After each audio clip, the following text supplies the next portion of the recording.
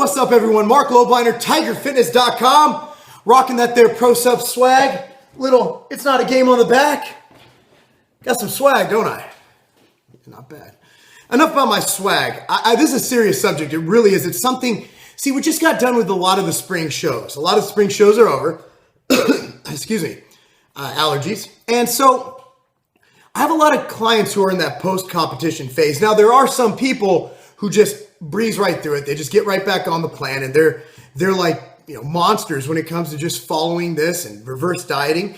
But that is a vast, I'd say less than 5% of the majority of competitors. And I bring this up because it's happened a lot, and I think no one's really addressed this, and it is the ugly truth about post-competition. And I'm going to get into it. Everybody thinks that you get on stage and you just do your fucking thing. You get on and you dance and you look great, and then you just come off and it's all over. Oh, my show's over. I can relax now. Oh no, the hard part has just begun.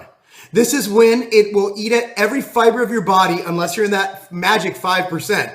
And it will test every fabric of your mental fortitude to be able to pull through this. Hopefully with this video, I can add levity to the situation, make it so you understand that if you have these issues, you're not alone. I've experienced them. I'll go into my personal anecdote. And you know what? It's just a part of competing, and it's an ugly, ugly truth to the fact that we are putting our bodies through hell. We are inducing somewhat of an eating disorder, and we are getting leaner than we are supposed to be. We are literally fighting nature to get on stage and look a certain way.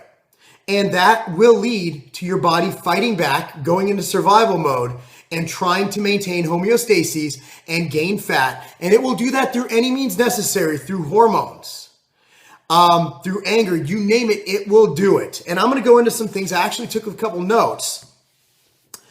One of the issues you have is mental and emotional, is that when you come off stage, you look a certain way. Okay? You look amazing. And then you gain 5 pounds and you don't look as amazing.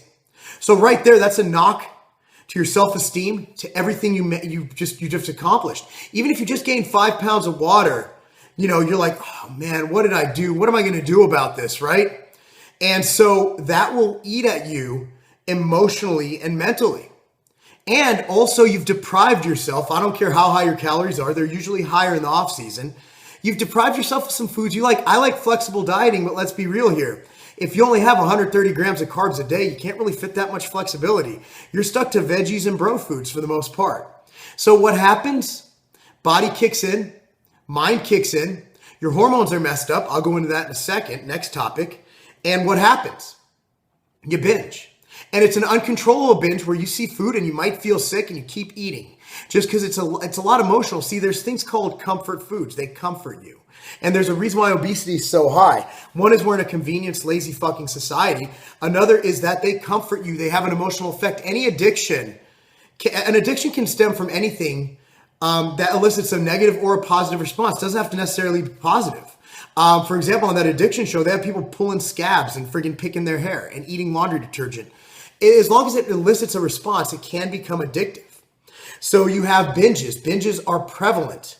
And actually, I'd say 90% of the males and females I have coached have, through a show, which is why I don't really like contest prep coaching as much as I like lifestyle coaching. It wears at me because I'm very emotional with that kind of stuff. I got to be real. And I hate to see people suffer, but I tell everybody before they compete, I tell them that it's going to be an issue.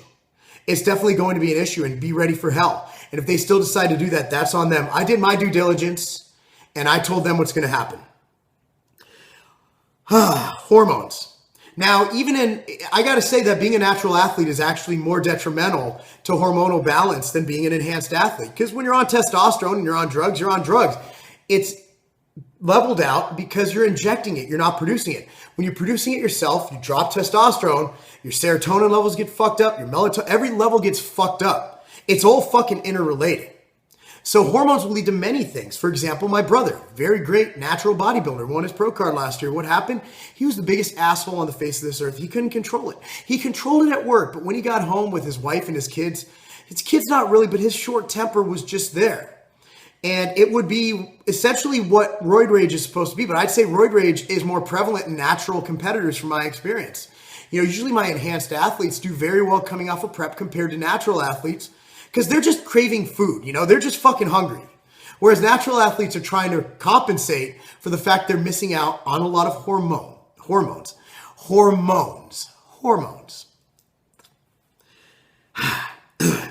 So you have that. You have mental, emotional, and temperamental instability.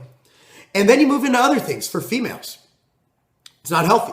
You might get amenorrhea. In fact, most of my clients will get amenorrhea, which is the lack of a period for 1 to 2 months, depending on how long we stay lean. That's why I don't recommend competing for 12 months out of the year. Your body fat is not meant to be that low. When it's that low, your body tells you not to procreate. You're not having a period. I feel a period is necessary. A lot of Olympic athletes go years without them and have babies later. I don't want to fuck with that. So I want to get you in, get you out, and get you back on your period. But be ready. If you're competing, you're not going to have a period. It's going to wear on you. And you're going to be like, why am I not having a period? And that's not healthy long term. I don't know the studies. I'm a vaginal enthusiast. I'm not really an expert at it. I mean, I love vagina, but that's a little deep into the vagina. She said that. That's what she said. That's a little deep for me to know. I might look it up one day, but at the end of the day, I do feel periods are necessary. And I want to keep the time off of period as little as possible. We've gone over anger and temper, okay?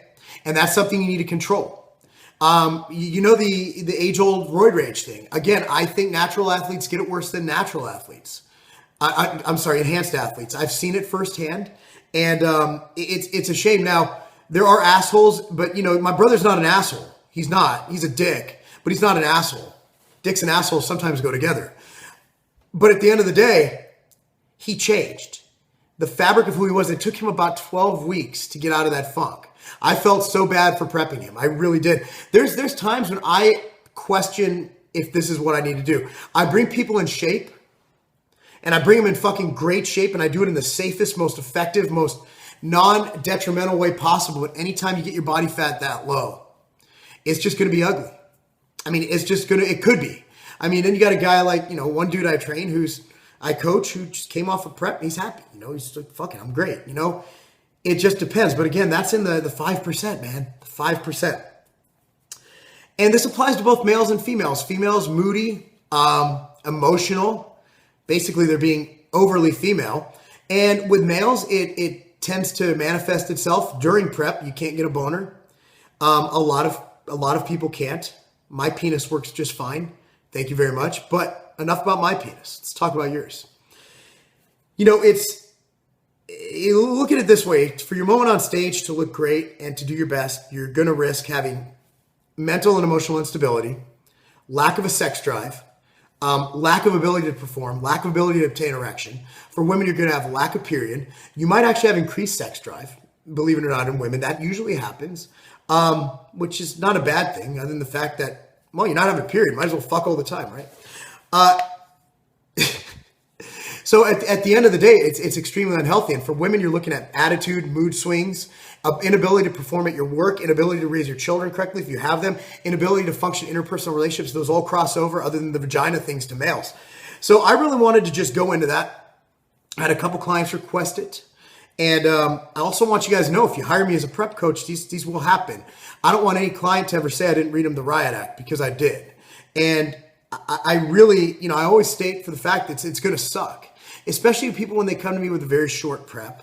I'm going to have to kill you. If you come to me 8 weeks out at 20 weeks out shape, it's going to hurt. And I have 2 people right now I'm training who are in that predicament. I let them know, I'm like, your life's going to suck.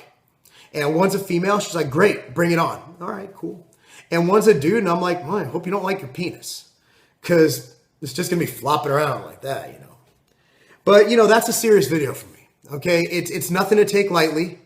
And when you come off, be aware that you could develop an eating disorder. You can. You can develop some nasty things. Just work on controlling it, redevelop a healthy relationship with food.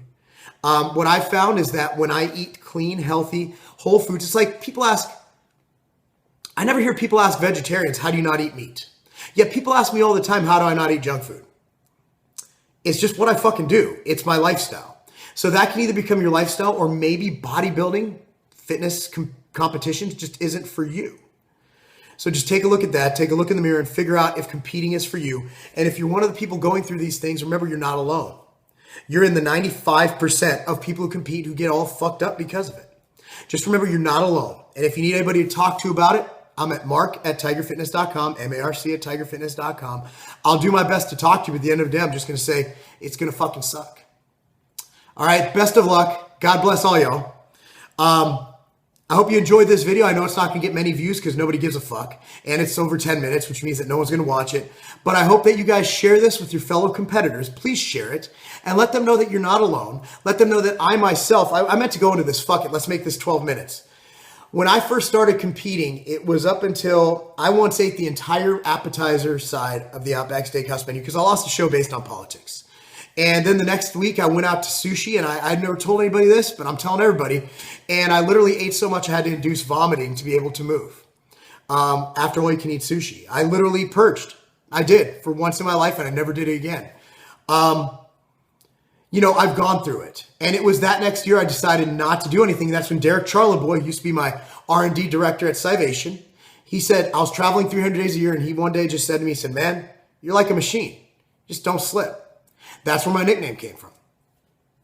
So I've gone through it. So if you want empathy, I'm fucking there. Right now, do I have any issues? No. But I've mentally prepared myself for what I do. I'm a professional bodybuilder. I will conduct myself as such. And I will stay in shape year round. I will eat the foods I feel I need to eat to be a professional bodybuilder. With occasional fun stuff thrown in, because at the end of the day, I'm still a dad. And I still like to eat corn dogs with my kids. Still like to have an ice cream with my daughter. And you know what? I'm human. I like to taste really good stuff. I'm Marc Lobliner, tigerfitness.com. Thanks for listening. And to all my competitors, all my fellow warriors who get out there and do this every day, realize it's not something you have to do. It's a choice. You chose to do this. Here's how you deal with it. Because, well, not bleeding and not getting a boner for like fucking 4 months, it's not a game.